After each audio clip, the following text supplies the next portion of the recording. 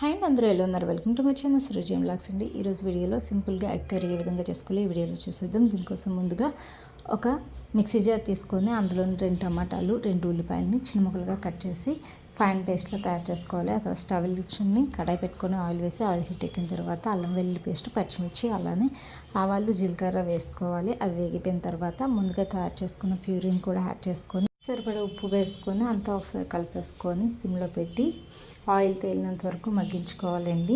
ఈలోగా మరొక స్టవ్ పైన తపాల్లోని మనకు కావాల్సిన అన్ని ఎగ్స్ని యాడ్ చేసుకొని కొంచెం వాటర్ వేసి కొంచెం సాల్ట్ వేసి బాయిల్ చేసుకోవాలి. ఈ తర్వాత ప్యూరీ చక్కగా ఆయిల్ తేలిపోయిన తర్వాత అందులో పసుపు, కారం, గరం మసాలా యాడ్ చేసుకొని అది పచ్చి వాసన పోయిన తర్వాత కొంచెం వాటర్ యాడ్ చేసుకోవాలి. ఆ తర్వాత వాటర్ బాయిల్ అయిపోయిన తర్వాత ముందుగా ఉడికించుకున్న గుడ్లకి ఘాట్లు పెట్టేసుకొని ఎగ్స్ కూడా అందులో వేసేసుకొని ఫైనలీ కొత్తిమీరను కూడా యాడ్ చేసుకొని ఎగ్స్కి మనం ఘాట్లు పెట్టుకుంటే కనుక ఉప్పు కారం అనేది బాగా పట్టి టేస్ట్ అనేది బాగుంటుంది. సో మనం ఒక 2 నిమిషాల పాటు నుంచి స్టవ్ ఆఫ్ చేసుకుంటే సరిపోతుంది. వేడివేడిగా ఎగ్ కర్రీ రెడీ.